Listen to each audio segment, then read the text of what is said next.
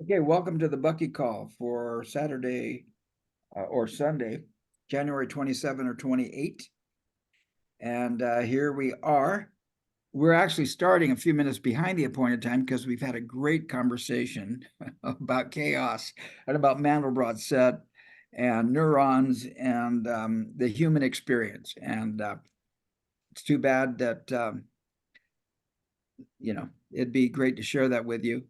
Um, in fact, what I'm going to do is I'm going to make sure that the links that we've discussed, Joe put one in about from nature.com about neurons and fractals and geometry and the nature of thought and the brain. And then I've got one there from Mandelbrot set. What we didn't do, what we haven't got in there, but we're going to make it a matter of record now is this is the article that Joe sent. And let me see, I want to, let's see, this book right here, Turbulent Mirror. This was part of our conversation about chaos and buy three, get one free. Oh, isn't that cool? That But is I only bought one. So there we go. All right. So that'll be, and I'll go ahead and put those links, but this link isn't there. So you'll have to look up this book, Turbulent Mirror, in eBay if you want to get one for $4 or $5, depending on what you do. So those of you who are just joining on, listening on the recording, then you get to do it. Okay, we're here for Critical Path. We're actually going to begin on chapter 8, and we're beginning part 2 of the book on page 252. And I think this book is only 350 pages long. It's 346 pages long, and then begins the appendices. And there's about, I'd say, 100 pages of appendices in this book. No, the index is a little bit. So there's about 50 pages of appendices, and then the index begins. And there's about 50 pages of appendices of index. So we're getting pretty close to finishing off this book. And I'm delighted that we're all here. Joe, how are you feeling tonight, and what do you expect from this call? um I'm feeling pretty good. Feeling like I had a pretty good day, and so spent some time with family and me, and so I was able to do that, and it was cool. And I appreciated that, and I'm happy to be here tonight. My expectation for the night, this is my first Saturday night call of the year, so my expectation is to kind of pick up where we left off. I know that we had one meeting, I believe, before this. So, um, my expectation is just to finish the last third of this book, and really walk away and kind of do a summary of uh what Bucky has taught in Critical Path, because I think it's one of his most important books that I've read thus far. And so for me, it's really been an exciting journey, and so we keep learning about the economics of how the world works, and so that's what I'm looking to just to restart. So sorry, I was rambling there for a little bit. Richard, how are you doing? How are you feeling? What would you like to take away from today? Pretty good. I came off of our first of the year morning session with the Worldwide Weaver, not Worldwide Weavers, but World Web Weavers, a group that meets every 2 weeks, Saturday mornings. We had a great discussion this morning about a whole bunch of things that none of which were on any particular topic, but they started to come out as we talked. One of my invitations, I might have said this on Wednesday too, that looking for so-called empirical evidence that the concept of ambivalence might be more trinary than it is binary. And and the fact that you brought the book along, Turbulent Mirror, and when I open to the table of contents and I see chapter 0, it might in fact have some of that information that I was thinking about, where I might find it. And then the critical path and Steve talking about the last few pages and then going into the index, which is really chronological information, is Chronophile. And in our Trim Tab group last year sometime, we came up with the idea that maybe it'd be interesting to try out chronophiling ourselves in some way. And so what I did was I started to chronophile all kinds of milestone times in Fuller's life, and then eventually started to map it in relation to my own life, going all the way back to, when he was born and when my parents were born and all that kind of stuff. And so I just realized now that I didn't use the index in Critical Path to select out some dates that might be interesting to match up. So I'm going to go back and do that. So that's going to be one of my takeaways, is to be able to go back to the Chronophile index and update, if you want, some of the things I've got on my Bucky myself Chronophile. So that's back to you, Steve, and how you are and what you think we can get out of today's readings and take Cool. away. Thank you. I'm going to go ahead and put the word chronophile in the chat, because I didn't know that word even existed till I read Critical Path. And Bucky makes a big deal about doing a chronophile. And so I put a definition in there. It's a historical record made up of everyday papers and documents from many stages of the owner's life. And it has some note there about quotations, but of course, Bucky, he documented every article he wrote, and if he did what we would call today a blog post, or made a significant talk. And I thought the chronophile was really good, because I thought the chronophile adds context to whatever I'm thinking today. And if I understand that chronophile, I understand my context. And if you understand what I've been through, like if you didn't know I'd done 30 10-day silent meditations, knowing that I've done 30 10-day silent meditations, when I say something about meditation, you're going to, oh, well, what's he saying? And, I think that history gives depth and context to whatever I'm putting out, Yeah, and we also know that if we tell you to shut up, we might get away with it for 10 days. Yeah. Exactly right. I might just shut up for 10 days. Exactly. Right. So I think the chronophile thing is pretty significant. I'm glad you brought that up, Richard. And one of the neat things that, at least it's neat for me, is that I have a whole collection of student papers that I've kept over the years that were, in my opinion, good papers. Yeah. And so I've added them in the chronophile and took excerpts out of the papers to show what they were saying about Fuller's work when they wrote the paper. Because an awful lot of what my students were writing was about whether they think Fuller was a nutcake or somebody that was really understood practical sort of experiential living.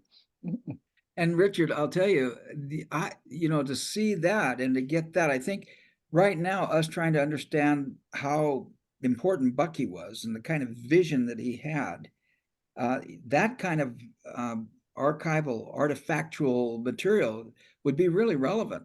One of the neat stories I hear from you is when you were, I'm going to say this, beating your students they felt like you were beating them over the head with tetrahedron. And then all of a sudden, one girl comes back after a Christmas vacation and said she was so disgusted with your tetrahedron discussions and went back home and they were doing Christmas decorations with tetrahedrons. Yeah. and she couldn't get away from it, right? Yeah.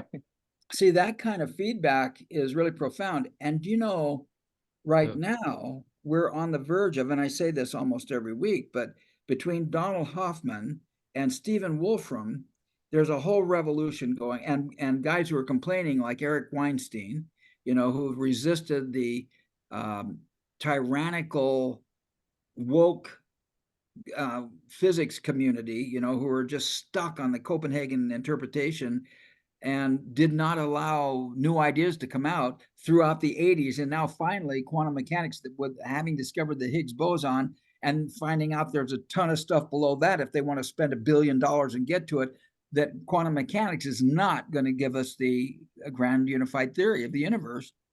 And so people are they're kind of letting go of traditional physics and saying, okay, what's really true? And guys like Donald Hoffman and Stephen Wolfram are saying, hey, there's something true here. And they're coming to an amplituhedron. They're coming to Buckminster Fuller's concept of tetrahedral reality, right? That there's some kind of geometry that underlies space, time, matter, and it's kind of cool that if you don't know what Bucky's tetrahedron is all about, you're not going to know what an amplituhedron is. I've got to turn off my phone. I don't know where it is. So I don't know if it's driving you crazy, but it's driving me crazy. I don't hear it. So it's kind of interesting that what Bucky was talking about in the 1980s in terms of structure and systems is now got new credibility based on the new science. Mm-hmm. And that's exciting. So I think more than ever, understanding Buckminster Fuller, because he was so practical about it. His ideas was, yeah, well, here's a cube octahedron that collapses into a four-bounded, a quadruple bounded triangle or tetrahedron. And here's how energy moves. And here's how systems operate. And there are a minimum number of elements in each system. Those ideas are coming back into vogue now with the latest science, and it's really profound. So we're going to go ahead and start this. I've got to go find my computer or my telephone because it's going to continue to ring in my ears. Chapter 8. And maybe what we can do is if, oh, by the way, we got a word from Anne and from John. They declined the invitation. I haven't heard from Susan, but it looks like it's us three, and we'll see if Susan drops in on us. We'll go from there. Here's chapter 8. So if you want to start reading, Joe, do you mind starting to read? Oh, I don't mind. Okay, good. And that's good size, right? You can see that? Yeah, I can. All right, good. I'll go find my phone and you can go ahead and start. Chapter 8, Critical Path, Part 2. In the preceding chapter, Critical Path, Part 1, I sought to forestall any hesitance on the part of humanity to go for the works. It is to be everything for everybody or oblivion. While it is fairly simple to write a list of socioeconomic conditions we consider to be fundamental to omni-humanity's sustainable physical and metaphysical success, we must remember that our grand strategy is based on producing the artifacts that will induce the right behaviors rather than depending on politically enacted and enforced reforms. What we count on, that was not, that's all right. What we count on is political reaction in its bipartisan tail of the dragon function. Now flappingly, now snappingly yielding one way or the other to society's vivid realization of the arrival of historically unprecedented crisis and dawning awareness of the availability of possibility, effective but unfamiliar techno-physical means of coping with the ever more frequently occurring crisis as occasioned by the practical development and availability of hitherto non-existent artifacts. Much of the successful emergencies will prove to be caused by society's adoptions of only a few of all the artifacts. Development only of those artifacts that could be turned into the most immediate profits are as fostered by the armaments appropriations. Okay, let's pause right there. One paragraph with 3 giant sentences in it. Yeah. Yeah, that's an understatement. I mean, whoa.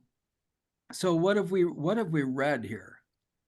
You know, that the first one, I think the one above that's actually pretty important is that, Yeah, you know, the one where, um, basically how, the, um, the importance of of metaphysics, and the idea of producing artifacts that actually drive behaviors, and not necessarily waiting for someone else to do it for us. So kind of creating an environment where people are encouraged and actually taking action to basically achieve some of the reforms, not reforms, that's a bad way of saying it, but some of the goals and objectives that Bucky has talked about throughout this book. And, you know, some of those include the financial system, some of those include the idea of the military industrial complex, obviously. And, you know, he says that he gets to that in the last sentence when he Yeah. talks about armaments appropriations. So, you know, basically, I also see this idea of also going beyond, looking beyond the politics, which is, I think, more important today than it ever has been before. Well, not ever has been before, but it's really important in today's world. And so, uh, anyway, those are just a couple of my comments. cool. I can have more. What's that? But I'm cool. I'm good though. Be complete. All right. Richard, what do you see in there? Anything? Well, just to follow up on what Joe was saying, you start out with this, the grand possibilities of what can be done, and then whatever forces, etc., they drag you right back down to that last sentence that says, if it's got something to do with armory or weaponry, then it gets fostered fairly quickly. Yeah. And so it's that interesting dynamic about the default. So if you try and get too far out into doing what's right, you're going to get dragged back into doing whatever some dominant sort of force says you have to do. Mhm. And the parallel for me was in my own personal experience as we developed the suicide prevention training way back when, is as soon as we stepped out of the circle and said we think we have a better mousetrap idea, we started to be dragged back by our peers, Yeah. and very often in a sabotaging, anonymous sort of way. So you never knew who was stabbing you in the back, but you certainly felt it. And it was sort of like, don't get so. What's the phrase that when you say you're too smart for your britches, so you better come back into sort of Yeah. the norm that we have described for you. And I Right. mean, we've done it to racial things where um, there's a beautiful story about a bioscientist, a black man back in the 1920s, who was the idol of the scientific world of the day in the US. But when he started to really show off his talent, that's when he was told, well, actually, maybe you should go and get a job at the Howard University and work with your people, um, and get the hell out of our circle. is really what the message was. And anyway, that's what I'm getting at, is that drag back into where you belong kind of influence that happens to so many of us in our lives. Yeah. Cool. So to me, these two paragraphs, just to reinforce what each of you have said, I really love this point down here. But and it's his writing is so convoluted.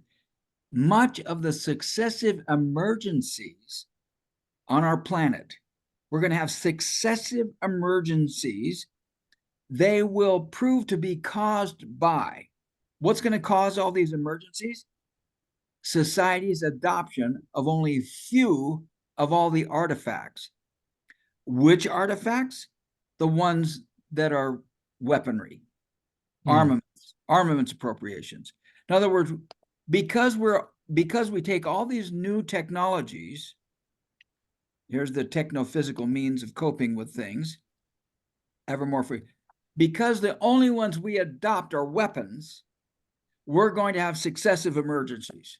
I mean, and going backwards across this thing,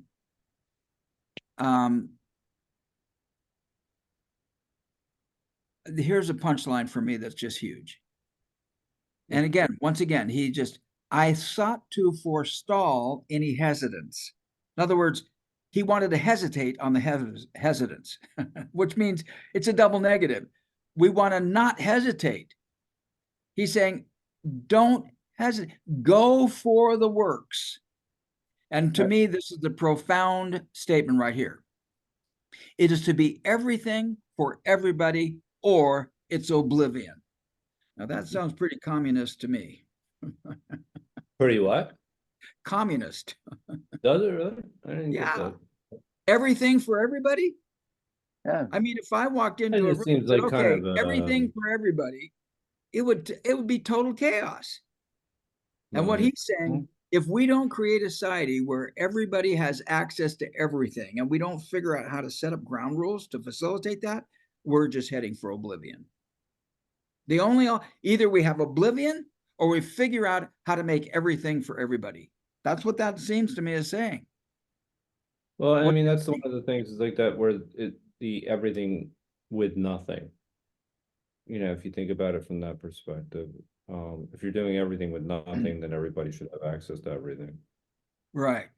Yeah, and So- once you get into Turbulent Mirror, you'll also see them talking about if you want everything and an individual. So they talk about the individual and the collective, and it's not one or the other. You got to figure out a way to do both. Just Yeah. like Fuller criticized capitalism and he criticized communism or socialism. Sure. Yeah. You can't go all the way for one. Yeah. Because both of them have underbellies that are Right. harmful and dangerous. Right.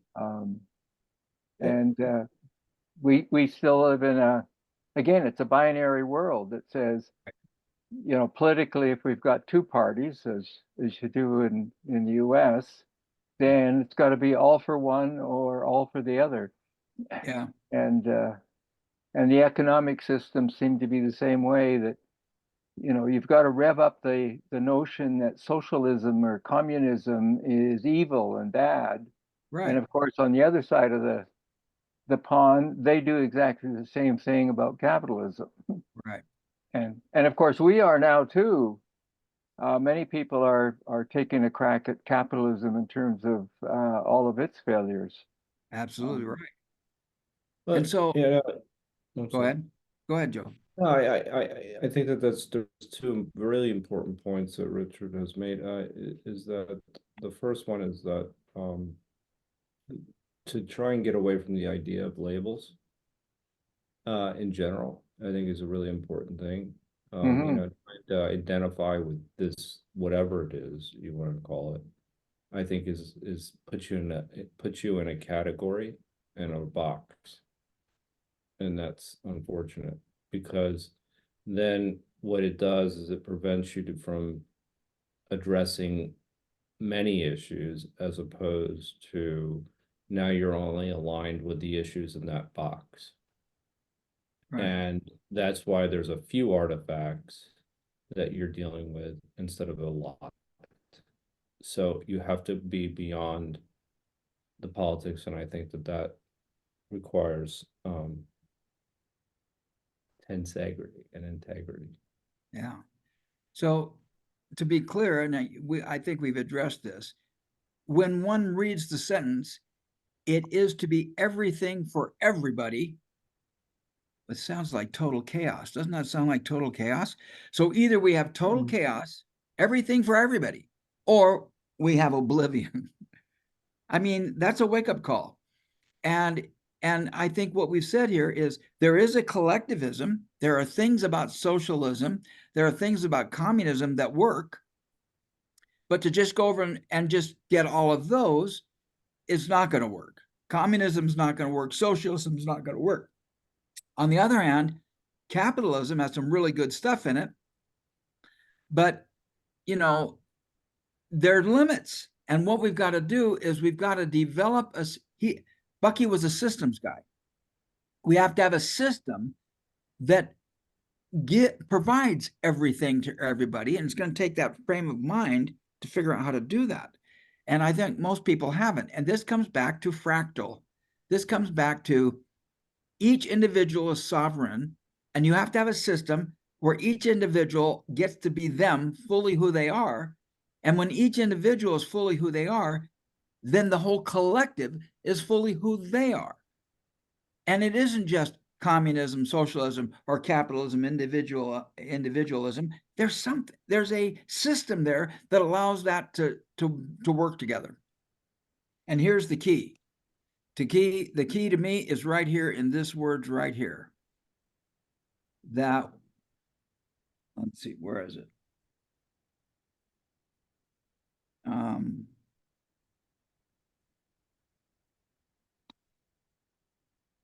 Oh, shoot, it's too bad. Wow. That's Okay, not flappingly. producing. I'm looking for the word producing. So I could just do That's number, it's third line down all the way to the right. Okay, there we go. We must remember that our grand strategy is based on producing the artifacts that will induce the right behaviors rather than depending on politically enacted enforced forms. Bucky is really big on this idea that we don't vote for a system that works. You can't convince people of a system works. You have to invent artifacts that work. And when the artifacts that work are there in place, people will use them. Mm-hmm. To me, I think that's the critical part here. And I just think that's profoundly What's an the answer? case. Because this is not about, it's not about having a political strategy. It's not about having rules. It's not about having laws and legal reforms. It's about having institutions, systems, phone apps, computer programs, artifacts that induce right behaviors because they simply work. It's not about a philosophy of things. It's about setting up systems that work. Cool. Have I beat that with the thing? Thank you for, and then what he says is, these great, but unfortunately, the only artifacts we pick are weapons. Mm-hmm. That's unfortunately the case. We'd only seem to fund the weapons. Yeah. So anyway. And as Bucky said in various places, you could take all the politicians in the world and up into the middle of the ocean and drown them, and the world wouldn't really be troubled. But if you took all the engineers and those artifact kinds of people out and drowned them, the world would collapse. Yeah. Okay, good. I think we got to rotate reading, so I'll read for a little bit. And then if you want to read, Richard, we'll have you read in a couple minutes. And then, Joe, you can do it again. The emergency-wrought political adjustment will go on until, in the stress of ever greater emergency, which is happening today, society spontaneously adopts all of our critical past artifacts. The great emergencies may finally force political society to do the right things for the right reasons. I found my way in doing so half a century ago, as occasioned, however, only by total crises in my own life. Why should not others do so? If political society does not decide to do the right task for the right reasons, it will probably find our critical path artifacts to be both cogently and specifically essential. In other words, let's build phone apps and computer programs and institutions and machines, and let's engineer stuff that works. In contradistinction to the critical path of the Apollo project, one half of whose 2 million or so tasks to be accomplished involved the development of technology that was non-existent at the outset of Apollo. We're talking about landing on the moon, right? Our Right. critical path inventory of essential technologies consists 100% already developed technologies. So up until that time, it was all historical stuff. And this is where Appendix 1, that I mentioned, where the appendices begin, chronology of scientific discoveries and artifacts, becomes critical. And I really want to say that as I learned about a discovery of a specific technology or a specific strategy or specific institution, which he's calling artifact, as I learned about how those things were developed in the context of a chronophile, it was more meaningful to me. That just to study the Catholic Church per se, isolated, is not as significant as studying the Catholic Church in the context of religion or in the context of human suffering. And suddenly, any religion that I focused on, Catholic or Buddhist or Pentecostal or whatever, becomes more meaningful when I look at it in the context of potential of the potential technologies, assuming that Catholicism and Pentecostalism and Mormonism and Christianity and Islamism are all technologies in many ways in the context. They're all systems within a bigger system. Most of these are in use, but in the production of wrong systems, in the weaponry systems or in the money-making for a few systems, instead of in the high wealth living reproduction for all systems. See, this has everything to do right here with my definition of the ontology of profits. You know, what is profits? Well, if it doesn't include everything for everybody, it's whatever system produces profits that doesn't allow everybody to have access to everything is not going to work. So we have to redefine what profits are. I'll try to read this without editorializing, okay? For the foregoing reasons, most of the tasks that need to be attended to in such a manner as to make all humanity sustainingly successful involve only the right application of the already developed technologies which have been funded and applied to the wrong tasks. It must be remembered that the overwhelming reason for their being applied to the wrong task is the assumption of those commanding the political and economic power structures that there is a fundamental inadequacy of life support on our planet, that it has to be you or me. Nowhere nearly enough for both. Any comments or questions? I've been editorializing and I apologize. Well, that's straight out of Malthusian theory, Yeah. and Exactly. it's straight out of the idea that you do not have a right to life unless you can earn your living. Yeah. It's survival of the fittest. It's this Darwinian selection, right? The Right. idea of natural selection. And I bring this out every once in a while, but Darwin gave up on natural selection and wanted to point towards sexual selection. I mean, his idea was, okay, survival of the fittest. What is so fit about a male peacock? A male peacock is an obvious target. And yet there's a male peacock. Why did it survive evolution? Well, because it was about sexual selection rather than natural selection or survival of the fittest. But people were so into Malthusian principles and imperialism, right? The East India Tea Company, the British Empire, they were so into survival of the fittest and the supremacy of certain technologies in certain races, they didn't want to hear about sexual selection. You know, it was a Victorian age. They didn't want to talk about sex. So, yeah, I just noticed I keep editorializing. So good. Hey, Richard, do you want to read there beginning on our 1927 and thenceforth developed critical path? I noticed, Richard, you're kind of busy there. And if you want to take Yeah. notes of what you're doing, that's No, fine. well, no, I've got my book in front of me too. That's Oh, what I I'm see. reading. Okay, good. Okay, good. Want to So read? I'll read from that actually. So Okay, good. our 1927 and thenceforth developed critical path has no as yet to be accomplished technologies.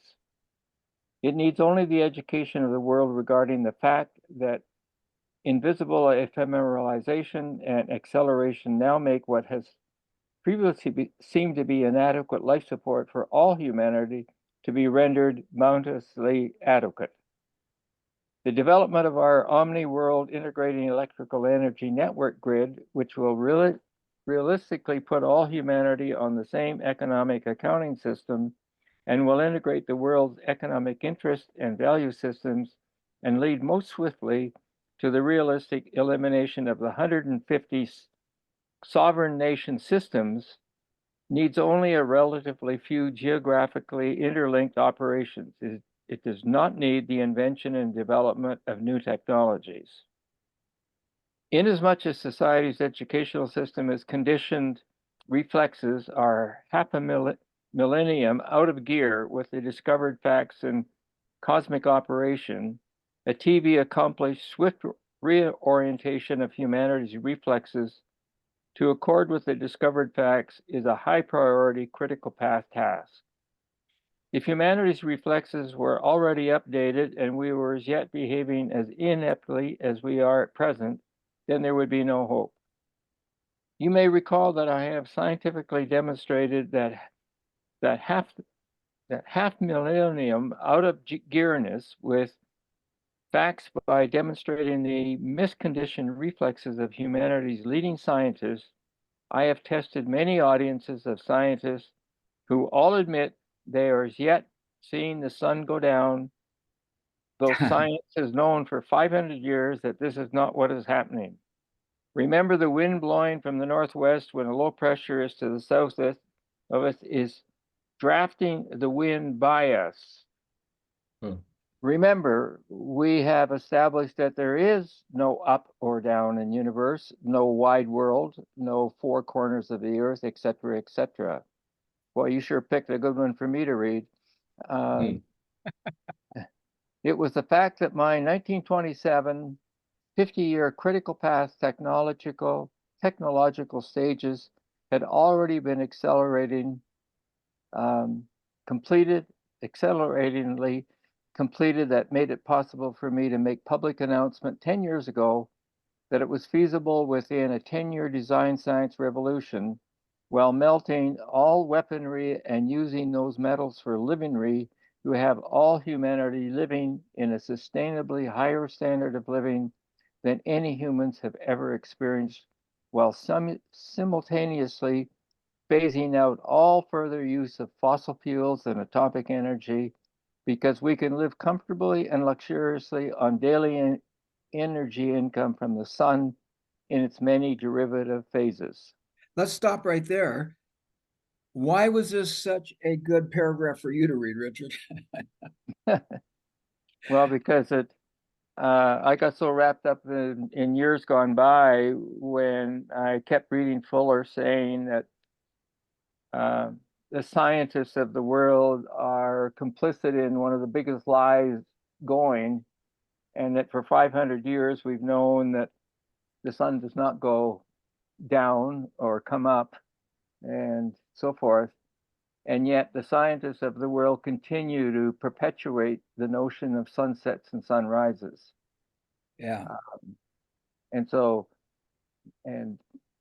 he, I mean, in today's context, if that big lie can exist for over 500 years, why do we get so upset with some politician spewing out big lies day after day after day? Yeah. Since we all, this is the other thing for me, is that because we all play into the flat earthers. Yeah. And every one of us wake up and see the sunrise and the sunset, and we talk about ups and downs as if we are on a flat earth. And then we have the gall to criticize the flat earth people for thinking that we live on a flat earth. Yeah. We Boy. all live as if we live on a flat earth. You know, I hadn't thought of that flat earth thing, but I committed to the Wednesday discussion. I think this has been a profound thing because we were first in our Wednesday discussion given this idea that we can either pontificate or we can study. And then you brought up in the meeting, well, we could pontificate, which is be right about something, or we could study and see what other people said about it, or we could go out and do some research, do some implementation on our own, and see if we can make that little shift. Right. And so in that conversation, I said, well, I'm going to have a birthday party coming up. And in my family, I'm going to have this discussion about sunrise and sun clips and sunsight, right? Mm-hmm. And sun clips and sunsight, sunrise and sunset. I'm going to have this discussion and see if the idea that we're living in a lie for 500 years makes any difference. And, you know, most of them are going to say, oh, well, no. But I really love the idea that, hey, if one persists, if anyone persists in saying sunrise, sunset, they're basically admitting flat earth is there. And no wonder we have flat earthers. Yeah. Because our very culture is based on a flat earth context, a flat earth paradigm. You know, I've been thinking about the ontology of profit and what is profit, what is left over, who has the right to take a profit. And I just didn't feel like that I had adequate information to have a conversation.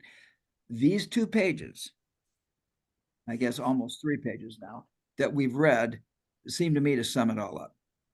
If I want to take profit from a project, and my profit does not include everything for everybody, then my profit is based on greed.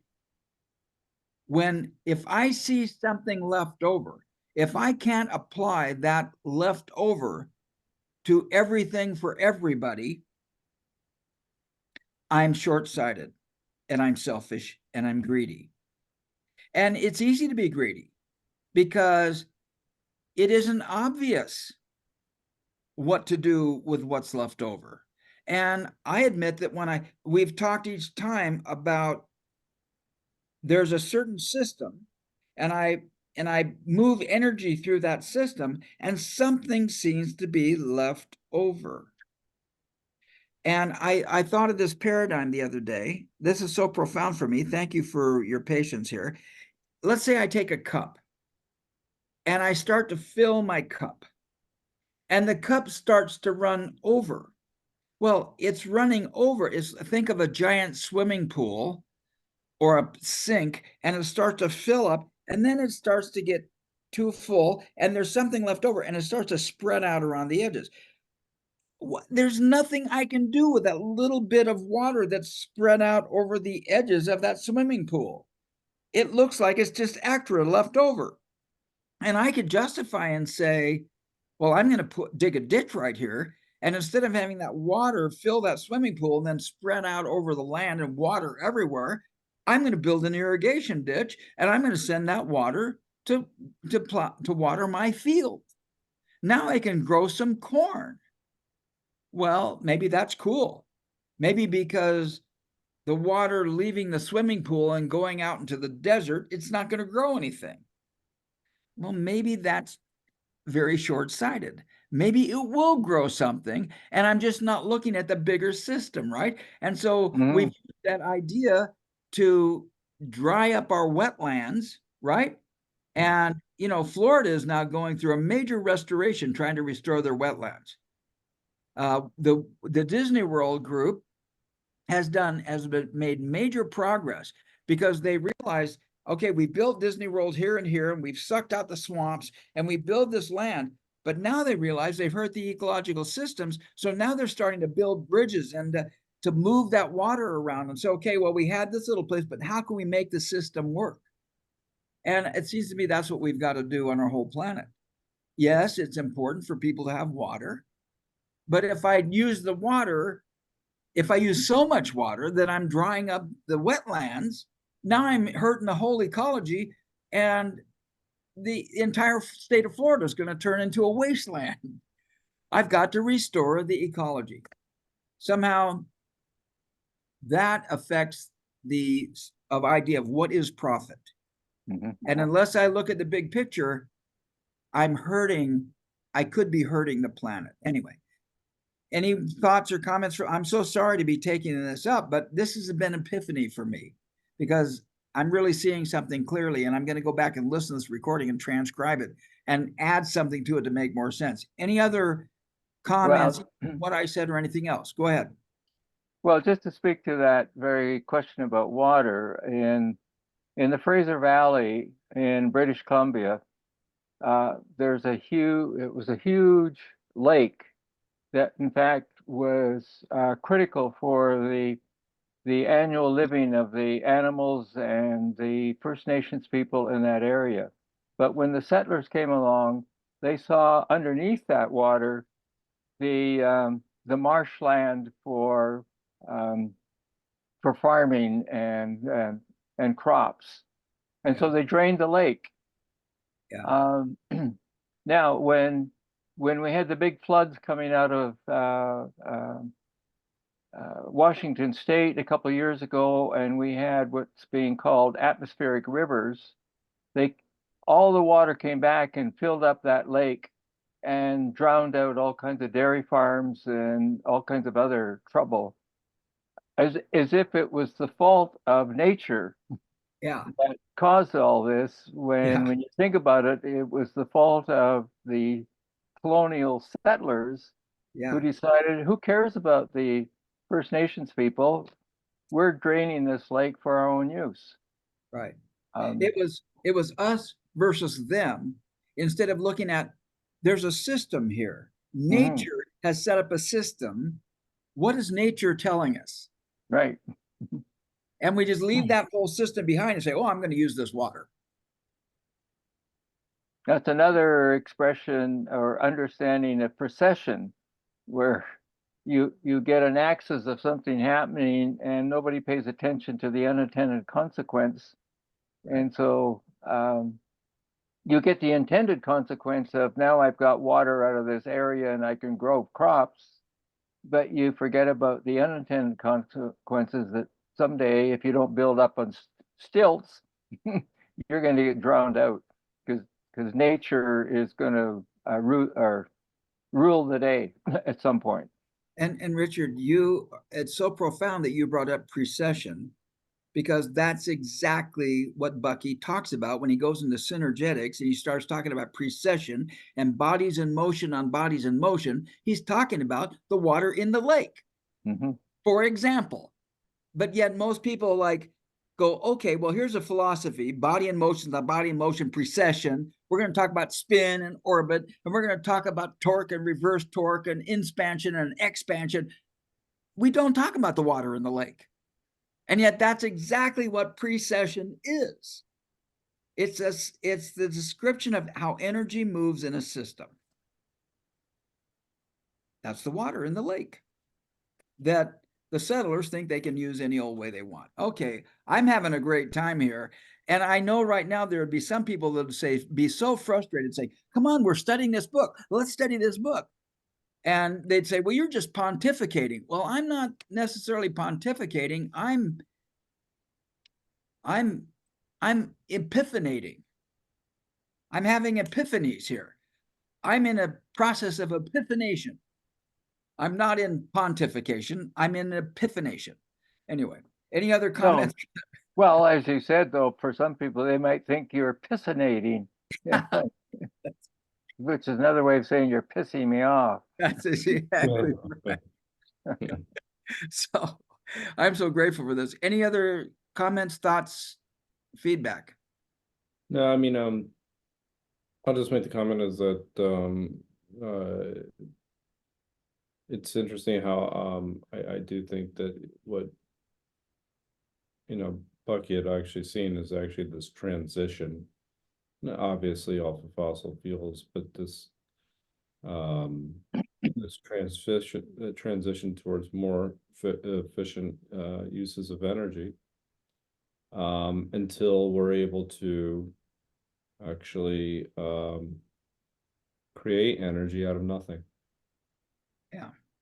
And I think that is a possibility someday. Yeah. And probably when that happens, there'll be artifacts or there'll be technologies and institutions that will be sympathetic to that reality, and then everything will be fine. It'll be everything for everybody. But we have to manage that process and, going into it, like, in other words, not cause any long-term damage Right. in the interim. And we haven't done Well, pretty good. We haven't done a very good job of that. we haven't done a very good job, but I have no hope for that. I think it's going to get worse and worse until it gets better and better. I mean, right now in Utah, we're just now Utah, Nevada, New Mexico, Arizona, California are all in big debates about the Colorado River. And Yeah. all of the allocations for the water from the Colorado River were based on 100-year-old average water lines, we call them meander lines. How big does a lake get and how small does a lake get? We set up meander lines over a 50-year period, and those meander lines need to be set on maybe 100-year or 500-year. The system is not a 50-year system. It's a 100-year system, or it's a 150-year system. And until we step back and say, okay, how do things really work? And stop this idea of how can I make this work right now? Right. We're not going to be there. Right. And that goes back to looking to nature. That's right. It goes back to looking at the system it goes back to looking at precession. What is precessing here? What is precessing here? And if I don't allow the system to manifest in its own cycle, I'm going to be short-sighted. Cool. Okay, good. You ready to read, Joe? Sure. And Richard, are you complete at this point? Yeah. Okay, cool. I'm loving this conversation. I know some people might be frustrated, so this is cool. No, nobody's frustrated. Okay, good. Because all the technology inventing and all the metals mining and other chemical materials necessary for developing sustainable, omniphysical, and increasingly metaphysical success for all humanity have already been accomplished. Our critical path's overall strategy of realization differs greatly from that of the Apollo project. Our critical path realization requirement is one of an omni-humanity TV and printed media familiarization with the retrospective inventory by dates and items of history's totally known scientific discoveries and artifacts, all of which have been influential in such a manner as to induce the chain discovery of the relevant next to be discovered and invented items, but also the social uses of them and the resultant reconditioning of human reflexes thereby brought about. That was a weird ending to that sentence. The synergetic effect of all the discoveries and artifact inventions altogether plays a major part in implementing and implementing realization of the function of humans in universe in support of the omni-self regenerative scenario universe. The whole history of already accomplished scientific discovery and technological invention is intimately relevant to our 10-year design science revolution, wherein we divert all the accomplished technology from exclusively weaponry or money-making objectives to omni-humanity's omni-sustainable physical success. Realization of this physical success is enabled by the now existence of the critical path technologies, needing only to be redirected from killingry to livingry purposes. What must be accomplished is the world around TV and printed media reorientation of humanity by the realistic scenarioing of the peaceful uses of the already accomplished half-century accrual of the 1927 to 1979 critical path artifacts development. Cool. Any comments or questions on that? I mean, he's still referring back to the behavioral aspects of it, the reconditioning of human reflexes, and you know, then he's kind of reverting, referring back to the other paragraph where he's talking about the synergetic effect of all discoveries and artifacts, so that they and how they need to essentially not only be regenerative, but also be not just for yourself, but for others. Yeah. So yeah, I mean, and then the design science revolution is,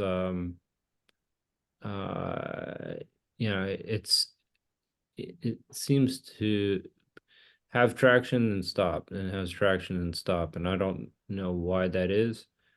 I've thought about it a little bit in the sense that I just think that Bucky maybe was a little over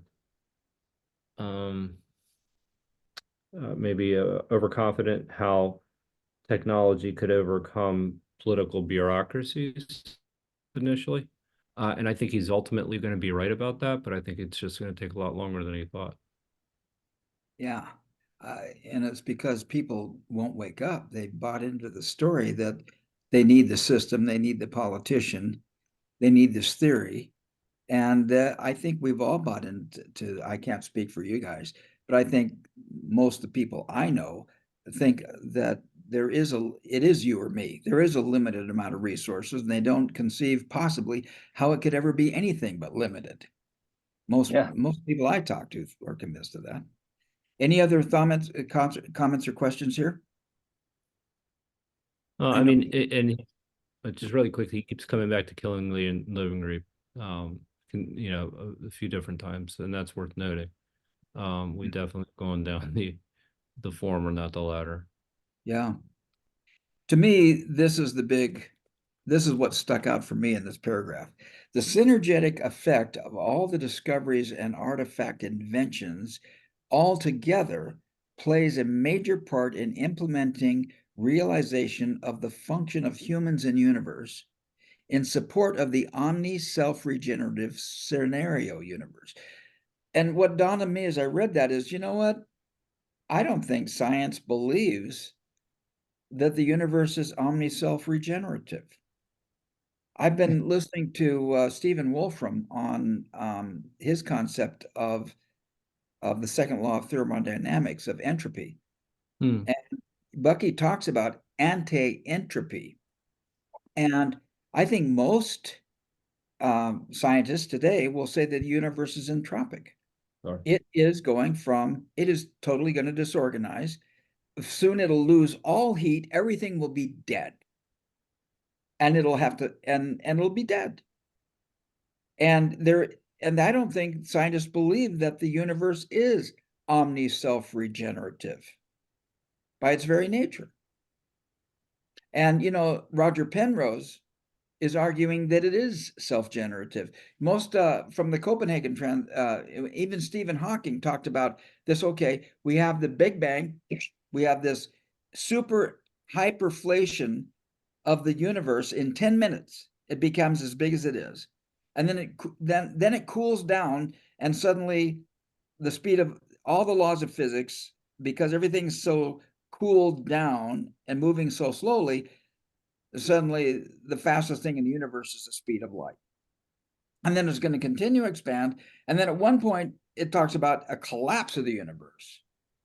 And so there's this big bang expansion and then the collapse again. But Roger Penrose says no, there's a big bang and everything's speeding up and speeding up and speeding up. It doesn't need to collapse into a black hole. When it speeds up, it approaches the speed of light. And when it approaches the speed of light, it now becomes its own black hole and then expands further. And so it is regenerative. And I think that this is a clue to me. If I look at a system and I see it's not self-regenerative, it's not the system that's not self-regenerative, it's my perspective. I'm not seeing the whole system. Well, we never see the whole system. Well, we don't see the whole system if we're not willing to look at the whole system. Well, that's even worse. I Yeah. mean, not even open. That's Yeah. the worst part. Yeah. And I think that's the clue. If I see the system as not being self-regenerative, I need to change my paradigm. Right. I need to say, well, how can this possibly be self-regenerating? What am I overlooking? That's my thought. So there's the thing.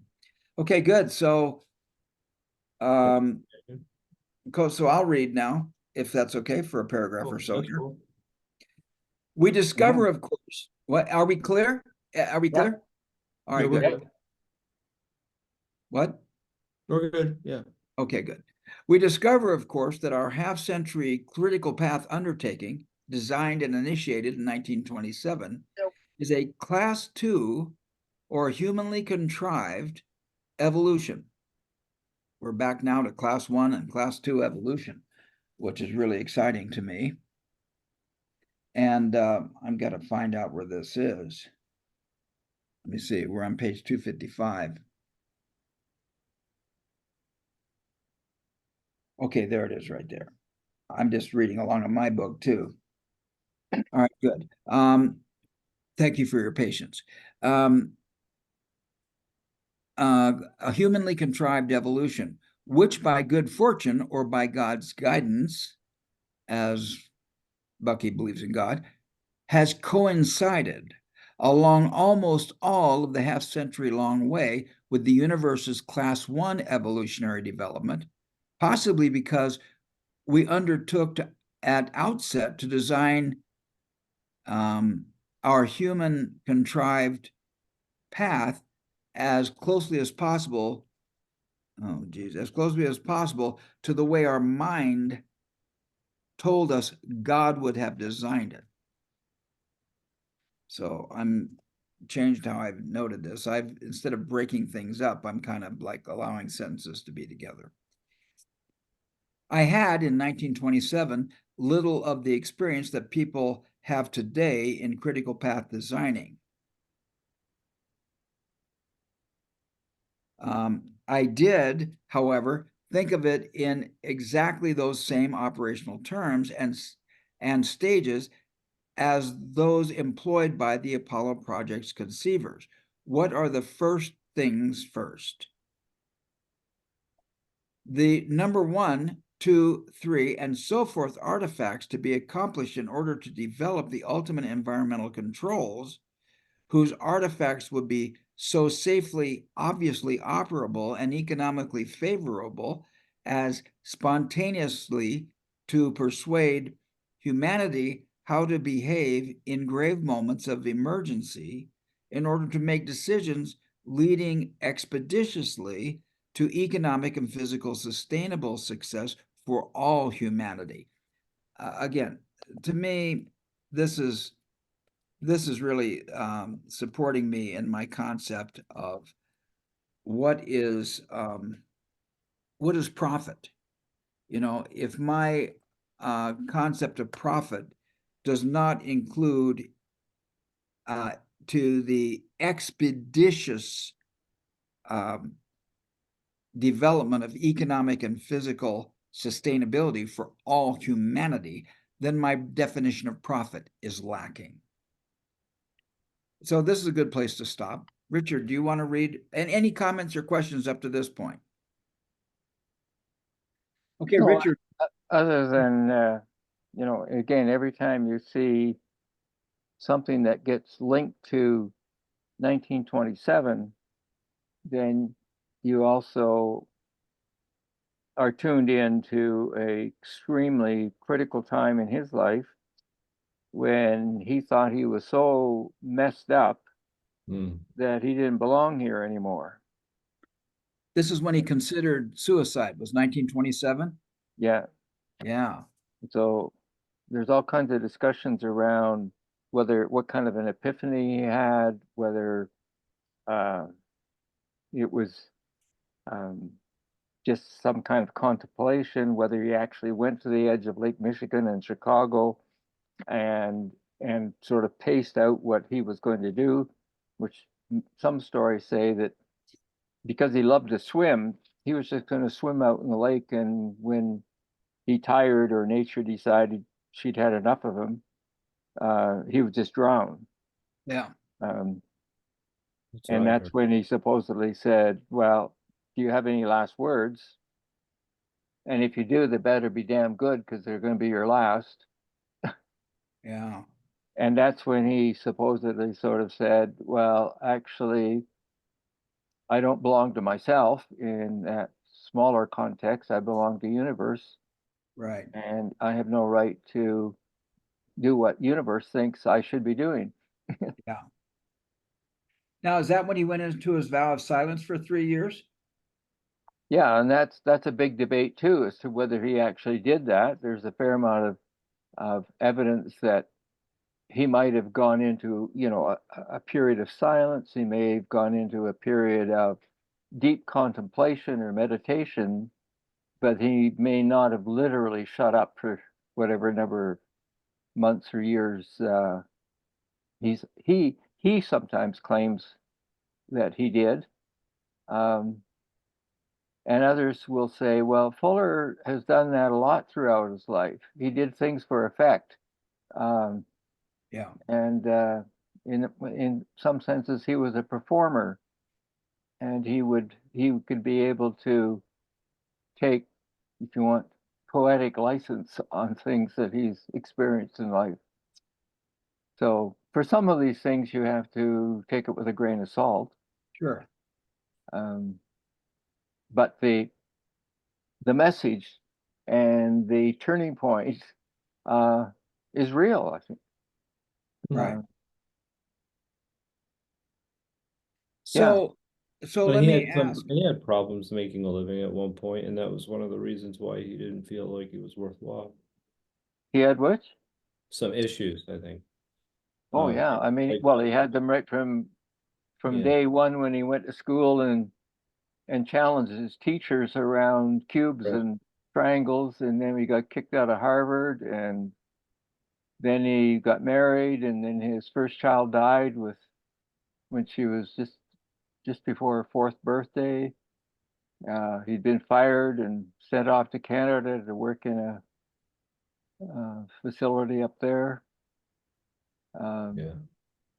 He got fired, I think, almost the day that his second daughter was born in 1927. So he had good reason to sort of say, I messed up. and he could easily have done what many people have done when they think they've really messed up badly. And that's the kind of thing, that's why Fuller's message in my field is so important, because it's like raising the question, well, if Fuller in fact turned himself around in his way, how many people could have been turned around and end up being Fuller-like in life, with a little bit of a nudge or a little bit of an assistance in living? And So it's really a major sort of loss when you think of all the people that had a lot more than what they thought they had to carry on with. So, Richard, I'm having another epiphany right now that I had never correlated your life's work on suicide prevention and support with Bucky's life, and how the tetrahedron, you've always talked about how the tetrahedron and what is a system, and you asked and nobody told you, well, it's at least two things. And they gave you these nebulous answers, and suddenly you read Synergetics and said, a system is for, vertices, right? And all of a sudden, aha, there's a light. Well, but now I'm having this epiphany that not only was Buckminster Fuller's ideas about systems and system organization, you being an organizational psychologist, was profound. But here's a guy who was going to kill himself. And whatever story actually applies, whether he was going to go swimming or not, it is irrelevant. He had a crisis in his life mission. And he could have decided to just go ahead and go swimming or whatever he was going to do. And he did a chronophile, and he looked at his life at whatever stage the chronophile was in at that point. He said, okay, I've got this and this, and these are my milestones.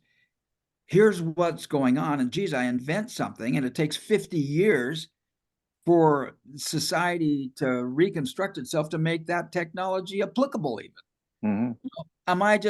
I'm living on a planet that doesn't make any freaking sense. I might as well just go swimming until I can't swim any further. Or I take a look at what's happening and make another choice. And I'd never really gotten the significance of Bucky's crisis there, his suicidal crisis, and his decisions he made, and your life mission and purpose and what you've done. Yeah, I didn't actually make that connection either. And Put the two together. we didn't make that connection in the beginning either. Wow. And the other connection that, again, didn't sink in when it was happening. Well, it wouldn't have sunk in when it happened. But the year that he died in 1983 was the year we started our Suicide Safer Living training program and company. Wow. And again, that was an after fact realization that, oh my gosh, he passed away and you started. And we started, and BFI as an organization started that year as well. Wow. Yeah. Yeah. So it's well, listen, the stars line up the way they're supposed to line up, I guess, in so many different Richard, ways. I just really want to acknowledge you. I've always felt something special about the way you approached Bucky's ideas. But then in the last couple of weeks, I've learned that on the Buckminster Fuller Institute page, the BFI.org, right, that you actually wrote one of those articles of the big ideas, right? Which article did you write there? The Buckminster Fullerene. The Fullerene articles. So I want to, help me find that because this is recording, and I want to document this artifact here. What do I go to find that big ideas? I got to go to Buckminster Fuller, right?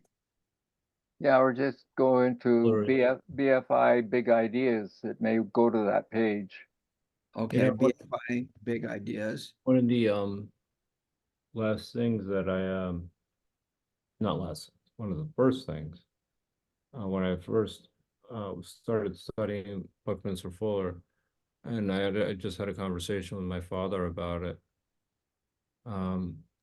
And he knew all about the Fullerene. That was interesting. So here are articles on the big ideas: synergetics, integrity, world game, systems change, systems, living re, only integrity is going to count.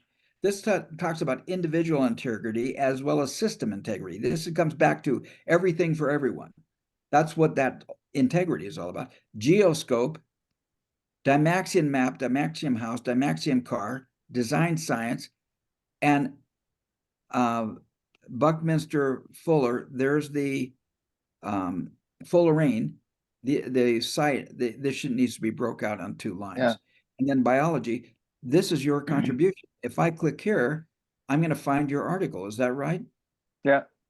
Yeah, I'm talking to a celebrity today on our call. Thank you.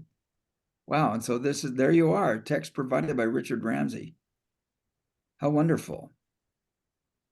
So I just think this is a wonderful artifact we're creating here tonight, Richard. Thank you. I feel honored, and I'm just so thrilled and honored.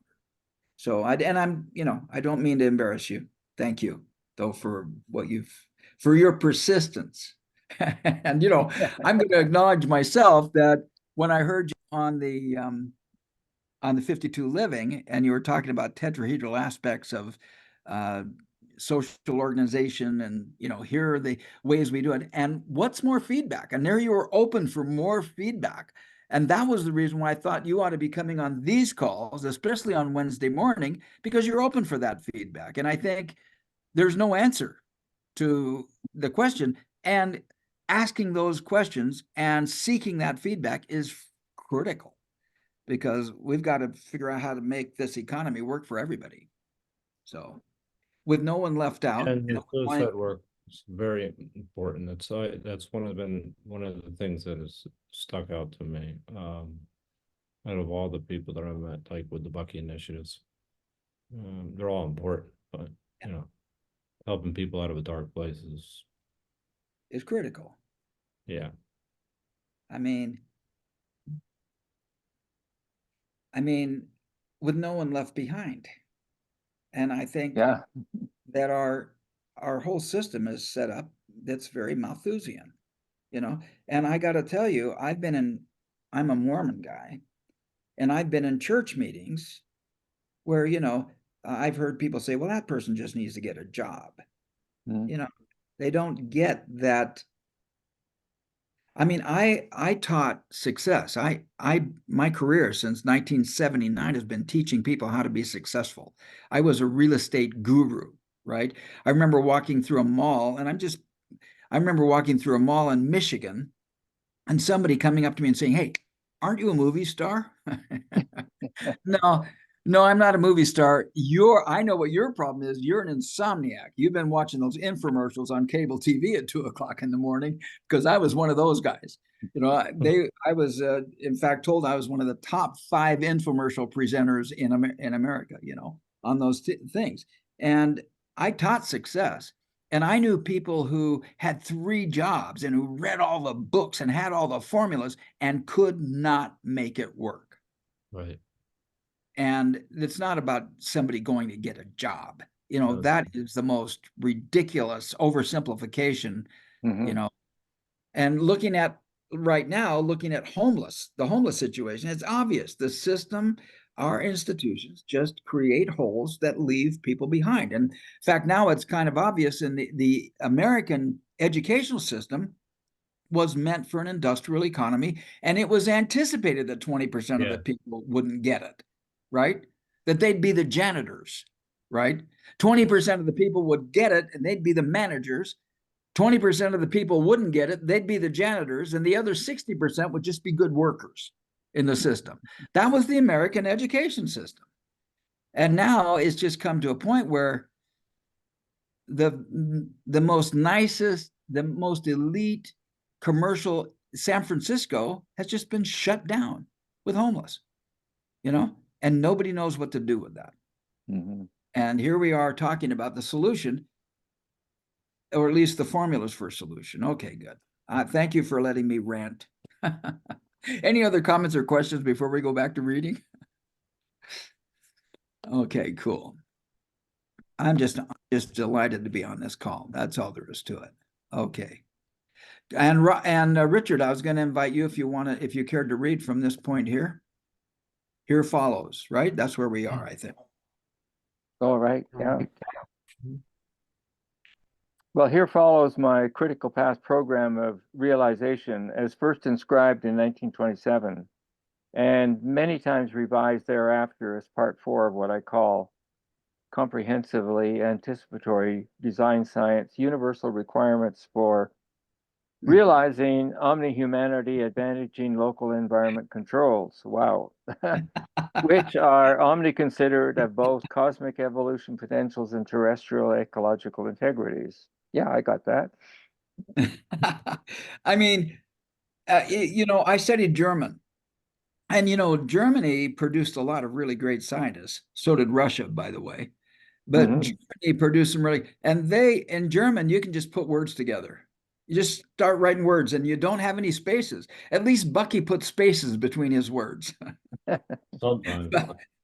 But he calls this simply, comprehensively, anticipatory design sciences, possessive, universal requirements for realizing omni-humanity advantaging local environmental controls, which omni-considerate of both cosmic evolution, which are omni-considerate of both cosmic evolution potentials and terrestrial ecology integrities. There it is. That's it right there. That's the answer. All you have to do is understand those words. Okay, now it's we started a little bit late, but I think we can begin phase one here. Let's see if we can get, go ahead. What?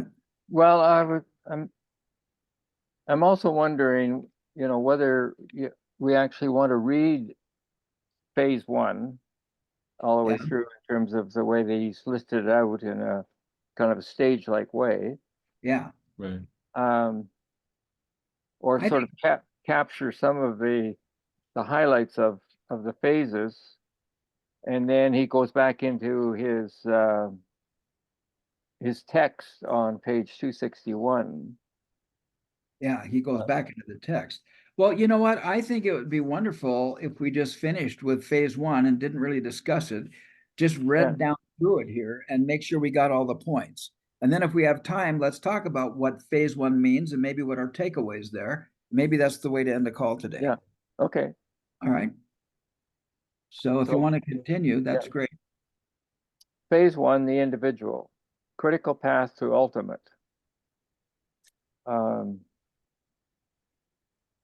Where's he? Oh, well, okay. He's Roman numeral 4, realization. The Why whole did you start with Roman numeral 4? Yeah, I was thinking that myself. What the hell? Does he go 4, 3, 2, 1? Is he? I don't No. know. Well, there's 4. No, he goes. Oh, he goes 4. He goes 4. Then he goes 4A. Then he 4A, goes 4B, and then he's Yeah. On board. I mean, and then he goes to 4C. 4C. Yeah. That is so strange. 4C, the future. Yeah, it's that's probably, well, we'll probably find whether he's continuing on from somewhere earlier. Yeah.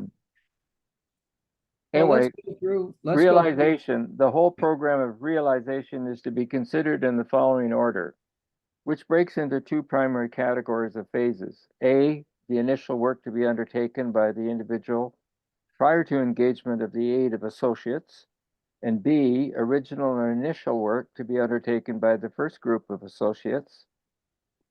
These two phases may be organized as follows: research and development by initiating individual prior to inauguration of design action and development action involving full-time employment of others, inauguration of a general work pattern as a natural pattern coinciding with the best scientific procedure to wit, preliminary, initiation of diary and notebook, initiation of photographic documentation, initiation of tactical conferences. Well, I just got to pause right there. This goes back to your chronofile. Initiation of diary and notebook, right? Cool. All right, I'll be quiet now. Then number 1, comprehensive library study of accrued arts, past, contemporary, theory of design, pertinent arts to be studied by the initiating individual include, wow, 15 Okay, of them. now let's just pause right there. A, B, and C. the comprehensive library study of accrued arts, past, contemporary, and theory of design.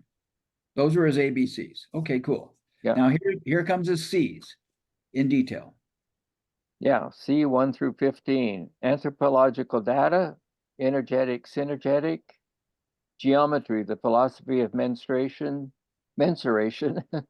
and transformation, relative size, theory of structural exploration, theory of mechanical exploration, theory of chemical exploration, energy as structure, dwelling processes and energy exchange, dwelling processes and energy balance sheet, theory of structural complex, theory of service complex, theory of process complex, theory of structural and mechanical logistics, theory of complex resolution, tensioning by crystalline, pneumatic, hydraulic, magnetic means, compressioning by crystalline, pneumatic, hydraulic, magnetic means. Okay, let's pause there because I think that's important. Here he outlines 15 elements of theory of design.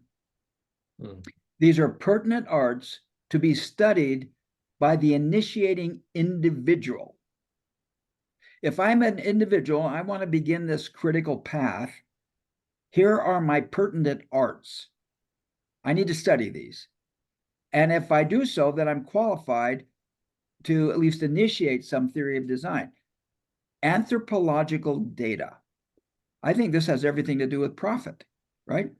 Energetic, that's number one. Number two, energetic, synergetic geometry, the philosophy of mensuration and transformation, relative size. What's mensuration, Richard?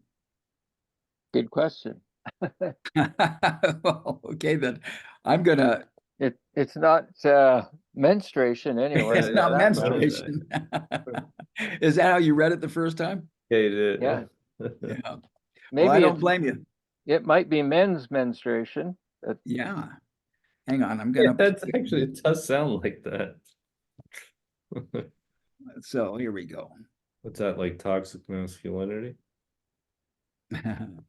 Mensuration. I love the AI, man.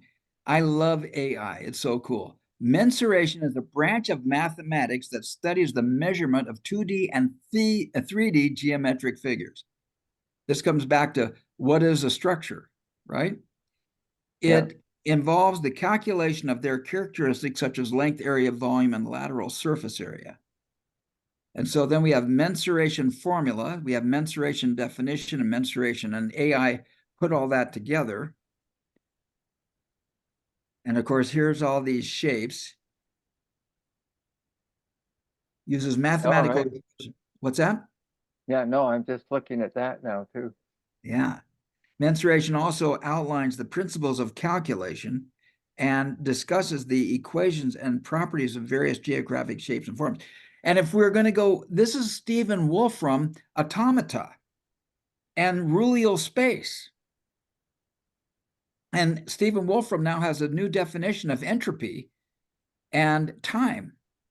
And unlike the Einstein theory of space-time, where a group of guys, and Wolfram outlines Einstein and several other guys, they took the concept of space and time and jammed it together for convenience to come up with relativity. But Wolfram argues that time is separate from space, and time is what is required in order for rules to be applied and calculations to happen, and goes back to his theory of automata and the idea that if we go back to the world, I think it's called the World Game. I think I may be getting that confused with Buckminster Fuller's book. What's John Connolly? What did John Connolly create? John Connolly created some kind of game. Yeah. Some kind of game. What did he call it? Game of Life? Game log. We're not talking about basketball. We're talking about game theory. John Connolly? No, that was. I thought it was John Connolly. What, There he is. But yeah. game theory. with John P. distributed. Connolly, what? With distributed, so, I mean, no, I mean, I had, Yeah, always seen it as Nash and, von Neumann. well, here we go. John Connolly recently spoke to a blog about game theory. He's the guy who invented the automata game, right? Let's see if we can game theory. Let's put this in. Yeah, he's using game theory, okay, right. Yeah. This is the John Connolly that implements game theory, and he created the game of life. And this is where the automata click on and off, and there are basic rules, and they're unpredictable. And what Stephen Wolfram says, they are not reducible to. In other words, you cannot short circuit. You can't take a simple formula like a Mandelbrot fractal theory. There's no way to predict the outcome. You have to go through each calculation. And Wolfram argues that that's what time is all about. Let's see what happens when we get out to YouTube. Yeah, of course, now we're going to see an ad. I should be using my other. I'm subscribed. I have Red on a different thing, and I'm not there. I'm using game theory. So let's go to YouTube. I don't know. Maybe this isn't appropriate. I'll do some research on game theory here and come back to it. But that's what mensuration is, the calculation part, and transformation. So it's game theory.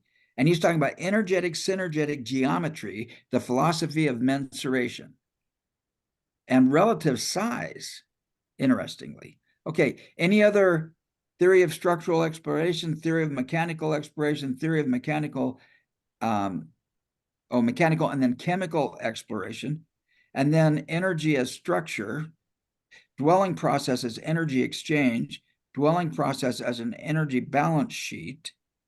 What is a dwelling process? Does anybody know? It has to do with what he thinks a home is all about, developing something that is. Is he talking about living right here? Well, he's talking about dwellingry, I think. Yeah, like literally like a home dwelling, a new thing. Housing, Yeah, and to build the Dymaxion home. the Yeah. Dymaxion home, and using it on aerodynamics kind of principles as opposed to basically almost totally compression principles. Yeah. And so when I taking into plug in account- dwelling process engineering, it just shortens it to process engineering, Mhm. and he is talking about dwelling. So he's talking about living. Yeah, in that sense, yes. Yeah, he must be talking about it. And this is his Dymaxion house. Okay, theory of structural complex, theory of service complex, theory of process complex, theory of structural and mechanical logistics, theory of complex resolution, tensioning by crystalline, pneumatic, hydraulic, magnetic means. Pneumatic is pneumatic is concussion, right? It's pumping, right? Pumping air, yeah. It's air, yeah. Hydraulic is water and pneumatic is air. Okay, and compressioning by crystalline, pneumatic, hydraulic, magnetic means. So tensioning and compressioning. Okay, very interesting. Okay, let's try to get through the rest of phase one here if we can without me interrupting too badly. Any other comments or questions here? Okay, we'll start with two, Richard. Okay, listing therefrom of authorities available for further information. A, local personal contact. B, remote correspondence. 3, pursuant to information thus gained, calling at suggested local laboratories. A, university. B, industry.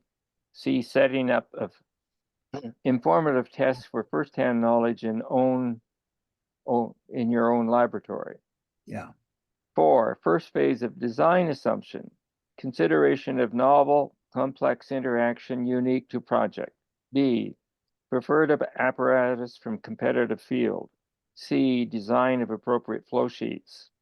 5, flow sheets submitted to A, those competitive specialists who have proved helpful in steps 3B and 3C. B, industrial producers of similar equipment assemblies and assemblies. C, make it informative tests for closure of gaps supporting assumed theory. Number 6, submit specifications and drawings of general assembly and unique component parts for the informative bids by manufacturers. A, second, redesign a flow sheet based on the available and suggested apparatus, price information, etc. Number 7, prepare report consisting of diary of above, supported by photographic documentation and collected literature, with trial balance conclusions in indicated economic advantage, in parentheses, which, if positive, will inaugurate phase 2. Okay, let's pause right there for just a second. I want to go back to, I noticed that there we go. Okay, good. I want to go back to number 5. Notice what he says here. He says, number 5, let me see. Okay, good. 5A, flow sheets submitted to those competitive specialists. So we're talking about potentially adversarial people. We're competing. So we're going to take flow sheets and we're going to submit those to our competitive specialists who have proved helpful in steps 3B and step 3C. So I go back up to 3. And number 3 is pursuant to information thus gained, calling at suggested local laboratories. A, university, B, industry, and C, setting up of informative tests for firsthand knowledge in our own laboratory. It's conspicuous to me that he left out A. In other words, we're not going to submit any flow sheets to any universities. We're going to submit to any competing university. We're going to submit our flow sheets to industry and setting up informative tests, but we're not going to submit them to university. I just thought that was hilarious that he left out universities. Only written them off. Yeah. You just wrote them off. Joe, do you want to read 6 and 7? Oh, we read 6 already. Yeah, we finished. We finished 6. We didn't finish 7, though, I don't think. Or did we? Yeah, we did. Right? Yeah, we went right to phase 2. All right, good. We're right up to phase 2. So next time, maybe next time we're going to start at phase 1 again to catch up with it, and then not try. We're actually going to go through. Whoa, phase 2 is quite long. Yeah, phase 2 is 4 pages long. But I think it would be helpful to do phase 1 and phase 2 next week, and we'll do a quick review of phase 1, and then spend our time on phase 2. Okay? And everybody, I don't want to be the dictator here. Is that good with everybody, or do you feel some essential thing to proceed into phase 2 for any reason? No, I mean, one of the things that's interesting for me is that when we got into our development process, it originally started off on just off the top of our head idea of how you start with literature reviews and work your way through to a design and test the market and so forth. Then we ran into the work of a professor at the University of Michigan in my field of social work, who had previously received a grant to look at the way you might be able to convert industrial R&D into what he calls social R&D. And it goes through these kinds of steps, only in far less detail. Yeah. But the whole point was that if you follow in this case, the social R&D process, you start with the idea and the questions, and you do the literature to see if somebody else has already done it. And then you come up with a pilot design and you test it. Then you put that pilot out to all the competitive forces you can find that might find fault or might find weakness in the way it can be applied to one audience versus another audience. So you're trying to get to a point where eventually it will apply to all the audiences that you want to reach. Well, I'm going to call exception to that in terms of all the audiences you want to reach in terms of industry and informative tests for firsthand knowledge, but don't do it to universities. No, well, but this one was interesting in that it was a university team that was doing Yeah, following the social R&D methodology. cool. And then eventually, if you get to the packaging of what you've developed, and you do market research and you start to disseminate it with the idea of getting it out on a large scale it up, which is the fourth phase. And so if we were following Bucky's steps back then, I think we would have quit maybe on day 2. Why do you say that? Why do you say that? Well, because of the exquisite detail that he's asking you to follow in order to get yourself even ready to go into, in this case, say phase 2, probably. Well, why would you have quit? Hmm? Why would you have quit? Because it's too extensive? Yeah, probably it's too much work. And when we were doing that kind of work, we were doing it off the side of our regular jobs. So it was sort of like a hobby that then turned into something more. But it was really interesting for me, just as a quick aside, is that many years later, well, not maybe 7 or 8 years later, that professor at Michigan was now at UCLA in LA, and we were doing work in California and commissioned to serve the whole state. So I was able to go to him and meet with him because all of his research and literature had never got past phase 3. So I went to him at his offices at UCLA and said, just want you to know that phase 4 works. We got there because here we are in the entire state of California.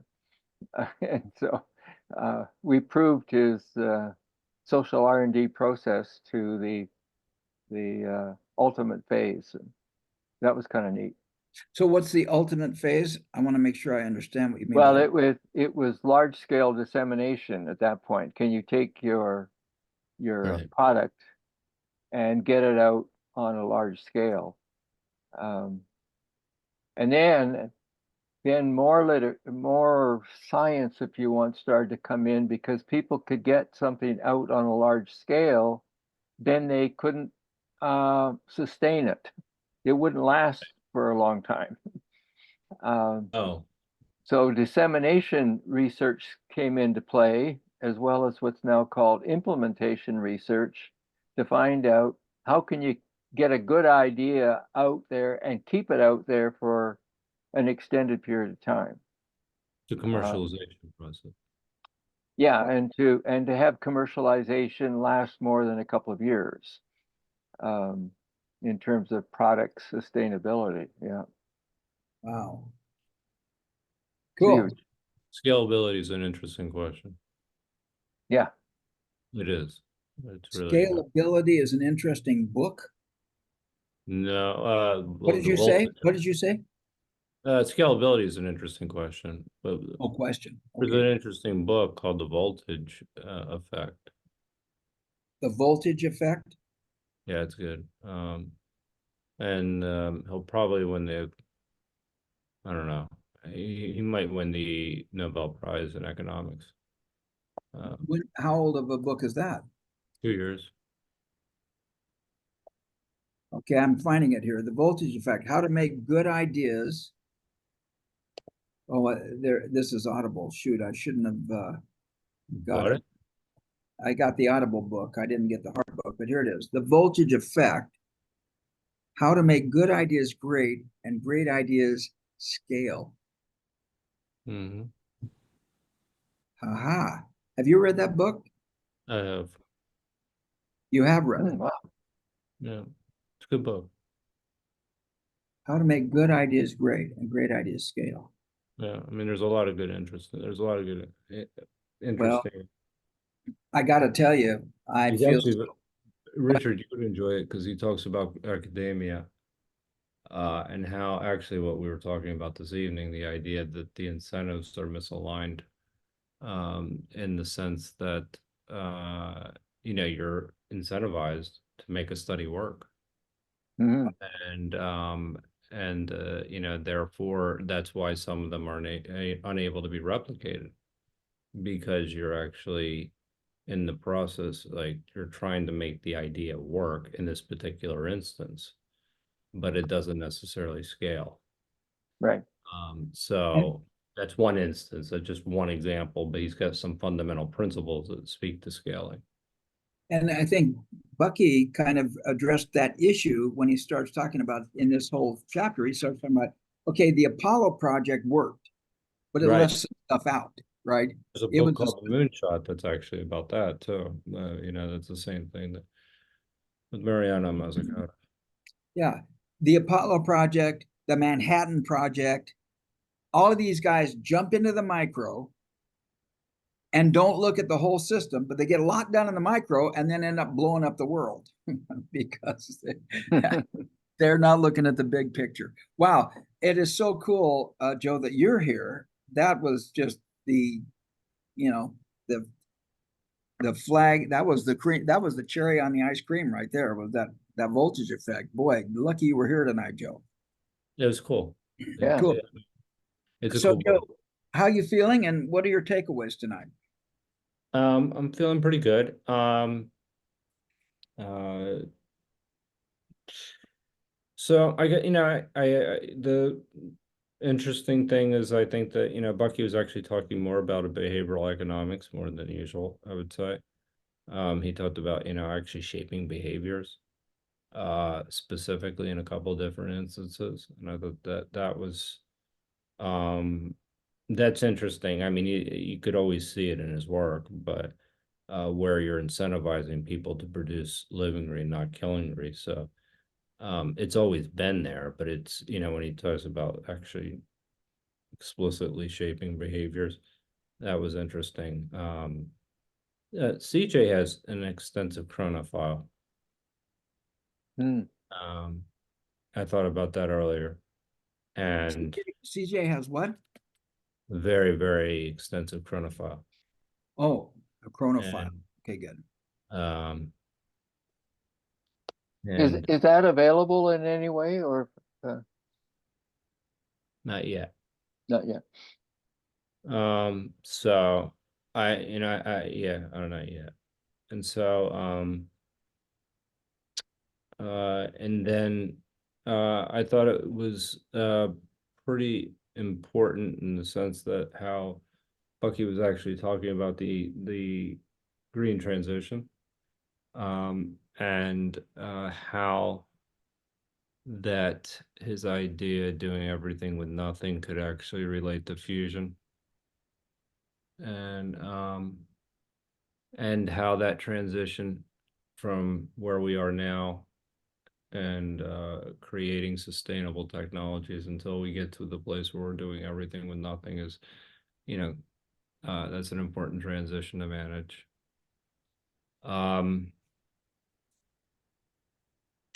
Something about when you were talking about structures and homelessness that had come up for me, and I don't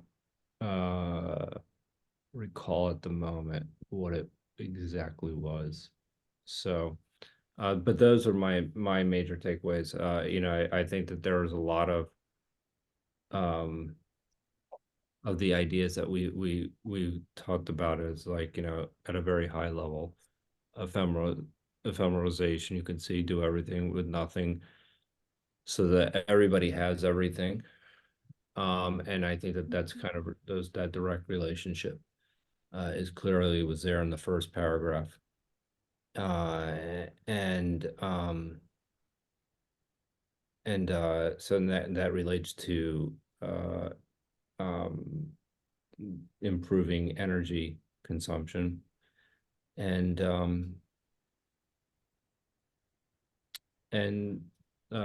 so yeah, I mean, again, at a high level, you see the ephemeralization this evening, and I really wish I had remembered the homeless part, but I forget. Anyway, so those are my major takeaways. I mean, there's actually a lot more in there, but those are my major takeaways. So, thank you, Richard. How are you feeling? What do you take away? Well, feeling pretty good. One of the takeaways vis-a-vis the homelessness that you were just talking about is the fact that one of Bucky's students, an architect from Salt Lake City, joined forces with a street person who was now kind of a street minister back in the 80s and the 90s, and they built a homeless village in downtown LA, funded by ARCO, an oil and gas company, which lasted for a number of years, but then somebody won the land or something, and it got shut down, and they were going to reactivate it at some point somewhere else, but it never happened. But What happened to the people? hmm?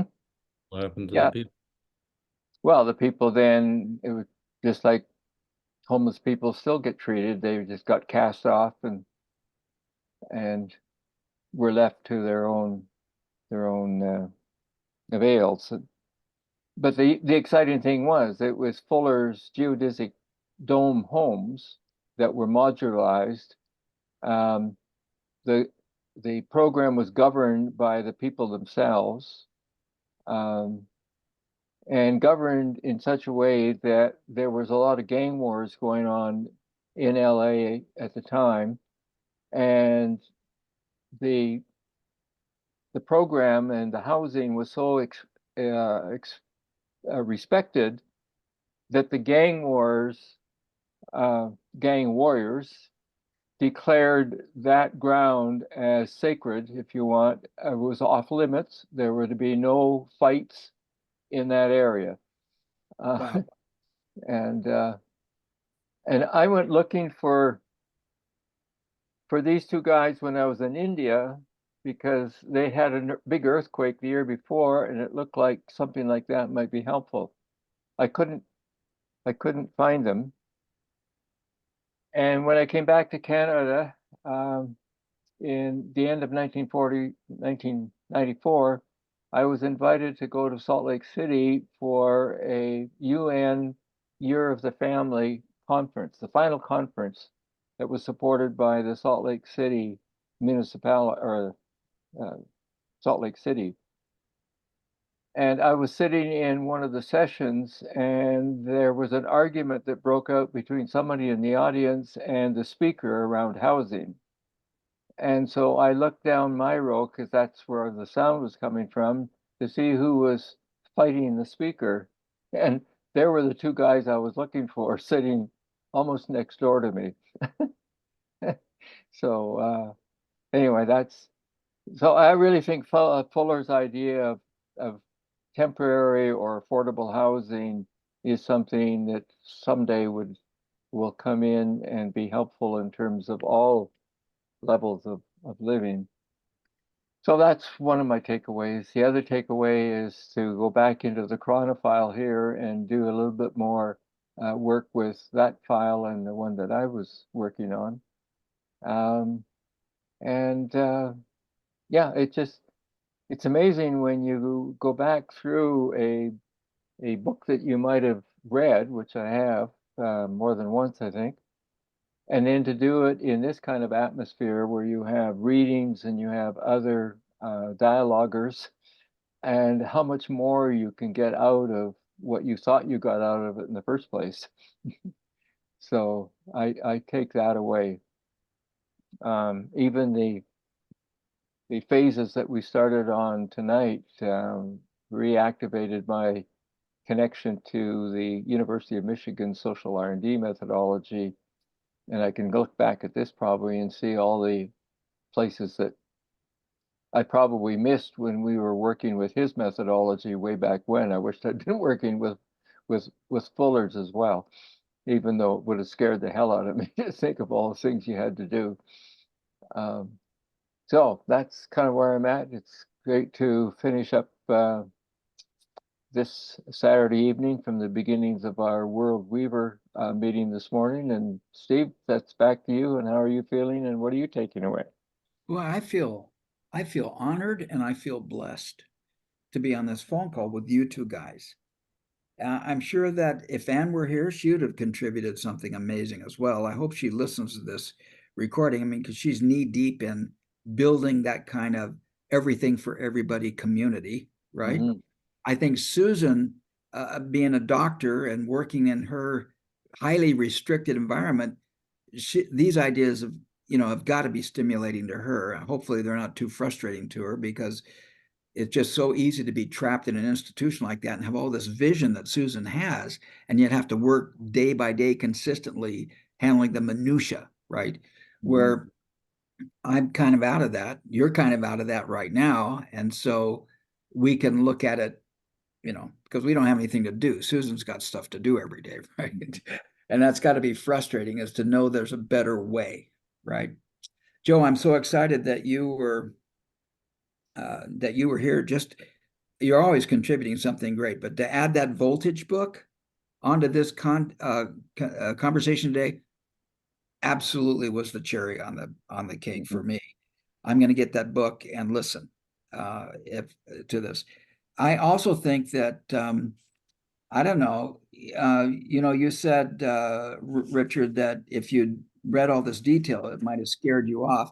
But it also, you're kind of being a little bit hyperbolistic. I think you could have looked at this without telling anybody and said, this won't scare people off, and that one won't scare people off. So we're not going to do all 15 of Theory of Design. We're only going to do 2 or 3, right? Which is probably what you were doing anyway, right? But it'd been nice to have this as a resource to say, wow, am I missing something here? Could we take what we're doing, maybe add another step without blowing everybody away, right? Yeah. Because, and I still think it's beautiful that when he talks about flow sheets submitted to, he left out universities. I think that is so hilarious, because he obviously had an issue with universities, which, here we have the number. Harvard had a negative score on free speech. It was out of 50 colleges in the United States, it was the worst on free speech and actually had a negative score. It was 50 out of 50 in terms of free speech, which has just shown how university just collapsed, And it all started back, of course, a long time ago, but especially in the 80s, where everything got all regimented and it had to be this way and it had to meet certain criteria because we now know the answers to the universe's problems, which was total hubris, right, on the part of everybody. And I want to come back to this everything for everybody. One of the things that kind of dawned on me, and we've talked about homeless. I don't know if you guys remember the movie Ready Player One, but in Ready Player One was this dystopian idea of what's happening in the future. I don't know when this takes place, but it's at least 2050, maybe 2075, when people get into virtual reality and look, here's their housing. It's trailers stacked up on top of each other. Yeah. They didn't have any concept of tiny homes back in 1980, whatever it was when this movie came out. But here are all these times of these mobile homes just stacked on top of each other. Notice over here, you got all your, this is your downlink, for Starlink. This is how everybody was living in their virtual realities, right? And how foggy and how congested. But Ready Player One is a perfect example of the universe and this idea of temporary housing and how things go. Wow, I'm just absolutely flabbergasted. Let me just say one other thing I forgot to around Please. this whole concept of being able to do everything with nothing. Yeah. And it was said a little bit earlier in terms of Fuller basically saying what I heard in our earlier reading was that he was talking about doing everything with what is. Yeah, There is enough to go around. that's right. And just the other day, I saw something on a Facebook, I think it was, but it was a posting of lumber, the tree harvesting, lumber sort of harvesting in Japan that's been going on for 700 years. And there's a particular kind of tree that they have learned how to prune the branches in such a way that they grow straight up and without knots and in really good condition. And the policy is that the trunk of the tree will never be chopped down. And so it's regenerative lumbering that's been going on for 700 years. And the tree is still producing the harvestable lumber, or the trees for lumber, without killing off the tree. What tree is this? I'm not sure exactly what tree it is, but it just it's a tree for very good lumber. Huh. And What's the key word on that? I would say Japanese 700-year-old lumbering industry. See what happens. All right. Lumberyard. There it is. Japanese 700-year-old lumberyard. Here's information about Japanese lumber. And I think I'll just share the screen so you guys see what I'm reading. Maybe you can see something that I'm looking at. Okay. Japanese cedar is rare wood that can be thousands of years old, is often buried. Japanese cypress has been used for traditional Japanese construction for over 1,000 years. Daisugi is a sustainable forestry technique. This is probably it, huh? That allows for lumber production without cutting down trees. It's a Japanese technique related to pollarding, used on Cryptomeria suji trees. The term translates to roughly platform cedar. Shoots from the base of the tree are pruned so that the trunk stays straight. Right. That's exactly what you were talking about. Yeah. Wow, I wonder if we could see some pictures on There was that. a beautiful picture of it with these pruned branches growing straight up, just straight as an arrow. It might be on that one picture. It might come. You just had it back. Well, it could be there too. Here we go. There you are. Wow, this looks like Avatar. This looks like the movie Avatar. Kind of. Yeah. Isn't that something? Whoa. This is 700-year-old technology, and we've ignored it. This comes back to your point, Richard, which was Bucky's point, that we have what we need right now for everybody. We don't need to wait for some new technology. All we got to do is stop and just look at what we have right now and do it. Bucky's thing is not, oh, we need to invent 3 more things. We got it. We have all we need. Yeah, that the idea of we work with what is helped me understand the concept of doing everything with nothing eventually. Whoa, here's a video on it. Where'd it go?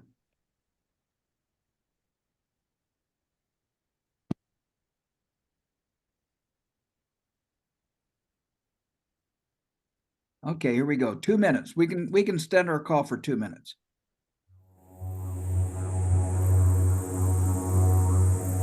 This is an ancient Japanese sustainable forestry technique called Daizuki. It allows lumber production without cutting down trees. The lumber produced in this method is 140% as flexible as standard cedar and 200% as dense strong. Specially planted cedar trees are pruned heavily. Think of it as a giant bonsai. The shoots are carefully and gently pruned by hand every 2 years, leaving only the top boughs, allowing them to grow straight. Harvesting takes 20 years and old tree stock grows. Sorry. I'm just trying to get this thing to go full screen. For the images and original tweets of Daisuki Forestry. Well, that's it. Here we go. Now we're full screen. This is an ancient Japanese sustainable forestry technique called Daizuki. It allows lumber production without cutting down trees. The lumber produced in this method. Oh, I'm so sorry. This is an ancient giant 200% as dense strong. Specially planted cedar trees are pruned heavily. Think of it as a giant bonsai. The shoots are carefully and gently pruned by hand every 2 years, leaving only the top boughs, allowing them to grow straight. 200% as dense strong. Specially planted cedar trees are pruned heavily. Think of it as a giant bonsai. The shoots are carefully and gently pruned by hand every 2 years, leaving only the top boughs, allowing them to grow straight.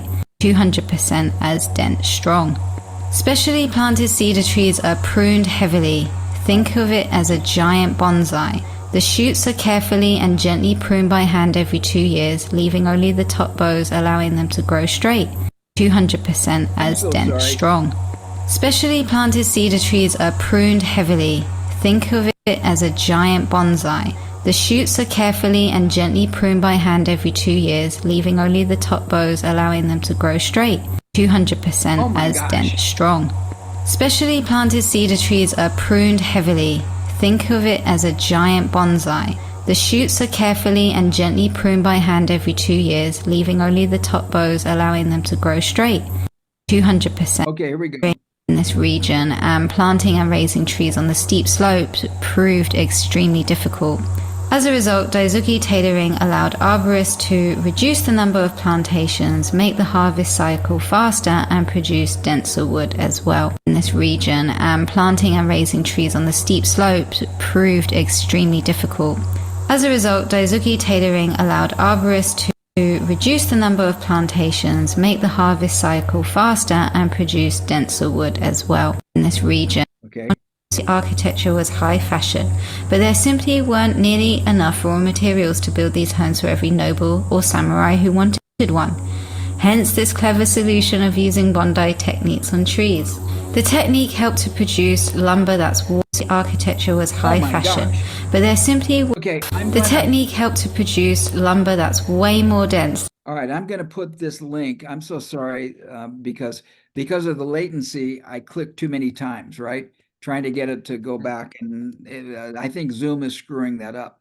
So I'm going to put that link down here. And Joe, you didn't make that comment to everybody Yeah, I need to get downstairs. I just need to double check on some stuff? That's I'm gonna step away in a second. That's all. Okay, well, we need to quit. Okay, I just want to say one more thing. I'm going to say bonsai cedar and regenerative. And there we go. There's the link to that video.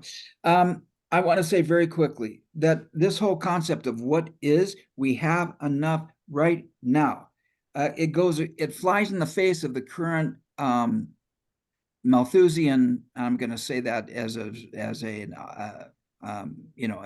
an opinion statement between effective altruism and effective acceleration. Effective altruism says, well, we can help a lot of people by instead of being a doctor to help people, let's invest in Wall Street. I'll become a billionaire and then I'll hire 100 doctors. And Wall Street is screwing everything up, but we're going to hire 100 doctors to go to Africa. And then the opponent to that effective altruism is effective acceleration. which are arguing, let's let AI go to town because we're going to invent technology that'll solve our problems. And Bucky's saying, wait a minute, we have what is. We can do it right now with what we've got. So I'm just grateful for today and for you guys and for this thing, and I'm complete. Thank you. Thank you. Thanks for bringing up the bonsai tree thing with the cedar. Wow, Yeah. great stuff. I'm And gonna thanks- watch that view. And thanks. I submitted that. I'm going to put the bonsai link to everybody. It accidentally went just to. Oh, yeah, I sent it. Oh, you did say put it back in there? Oh, yeah, good, but to everyone. Okay, good. Thank you, Joe, for covering my fanny there. And then next week, what we're going to do is we'll start on phase 1 and go through phase 1 very quickly, and then go to phase 2 and see how those two relate. We'll start with a paragraph just before. Here follows my critical path program, and that's what we'll start next week. You guys are the best. See you soon. Bye now. See you guys. Bye-bye.